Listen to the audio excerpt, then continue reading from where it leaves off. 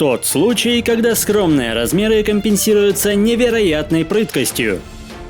Эти копытные научились выживать в самом сердце Африки среди множества опасных хищников. Но скорость спасает не всегда, и порой, чтобы выжить, им приходится давать отпор.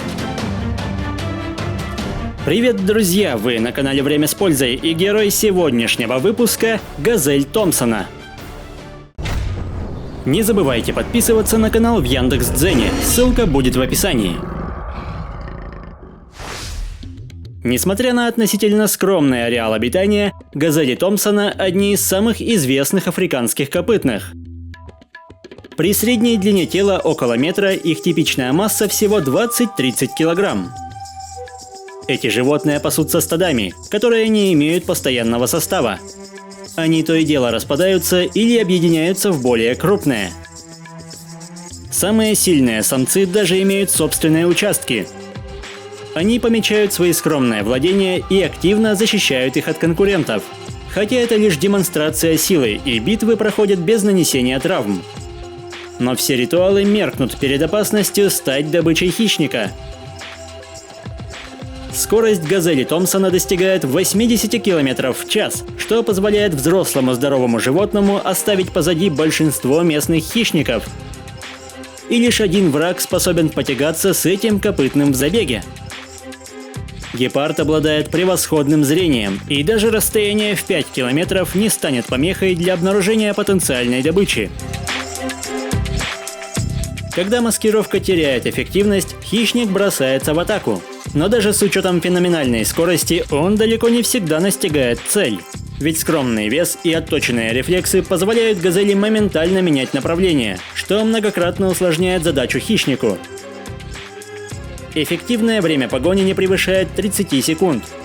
Пробежав не более 500 метров, гепард бросает преследование, в то время как газели могут поддерживать скорость на расстоянии более километра. Порой, даже имея численное превосходство, гепарды не успевают перехватить добычу. Постоянные маневры сбивают с толку охотников, и, пользуясь случаем, газель быстро оставляет их неудел.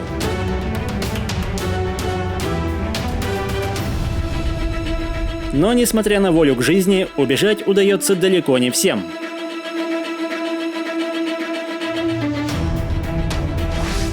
Для гепарда размер добычи играет ключевое значение, и обитающая по соседству газель Гранта тому подтверждение. При средней массе в 50 килограмм, даже при успешной погоне, она может стать серьезной проблемой для целого семейства охотников. Хотя двое из них пока лишь учатся, мать сознанием дела валит добычу на землю. Но выносливость копытных не стоит недооценивать, и ситуация может измениться за доли секунды. При удобном случае рога длиной до 80 сантиметров незамедлительно пускаются в дело, и теперь хищник и жертва меняются местами. Столь яростная атака может стать фатальной. При должном усилии от острых рогов страдает не только кожа, но и мышцы и даже важные внутренние органы. Неудивительно, что одного прицельного удара хватает, чтобы обратить обидчика в бегство. Даже если травма не угрожает жизни, она может помешать дальнейшей охоте, что, скорее всего, обернется голодной смертью. Но вернемся к газели Томпсона. В отличие от взрослых, куда более уязвимой добычей становятся детеныши, ведь любой хищник в округе без труда справится с беззащитным малышом. Рассчитывать на помощь стада не приходится, в этом деле каждый сам за себя.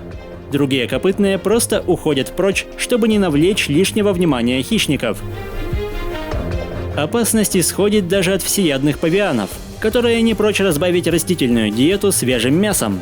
Кроме того, копытные не считают приматов врагами, а те до последнего не выдают своих намерений. Подобравшись вплотную, павиан бросается в атаку, но настигнуть даже столь юных особей не так просто, и зачастую они оставляют охотника позади. Однако внезапность делает свое дело. Хотя даже оказавшись в руках противника, у малыша еще есть надежда, ведь мать готова дать бой. Рога самок довольно скромные, но при правильном применении столь острое оружие может быть очень эффективным, поэтому даже голодный и очень настойчивый примат вынужден отступить. Почти с самого рождения малыш способен быстро бегать, но в Африке таких навыков недостаточно, и газели используют особую тактику. В отличие от большинства копытных, мать просто прячет детеныша в траве и следит за обстановкой, стараясь в случае опасности полностью отвлечь внимание хищника на себя. Однако не все попадаются на уловку. Такой хитрый охотник, как шакал, не пройдет мимо легкой добычи, поэтому малышу приходится спасаться бегством. Но мать всеми силами дает понять неприятелю, что здесь не лучшее место для поиска пищи, и к ней охотно присоединяются охраняющие гнездо птицы. Прогнать столь надоедливого гостя не так просто, однако его отчаянные попытки не приносят успеха. Гораздо опаснее ситуация, когда шакал приходит с подмогой. Пока один хищник отвлекает мать, второй пытается расправиться с детенышем. Матери приходится воевать на два фронта, что быстро изматывает ее. Против сплоченных хищников у таких скромных по размерам копытных не так много шансов. Порой враги, сами того не ведая, могут даже помочь в опасной ситуации. Этот гепард выбрал в качестве цели шакала, но лишь для того, чтобы проучить конкурента и прогнать со своего охотничьего участка.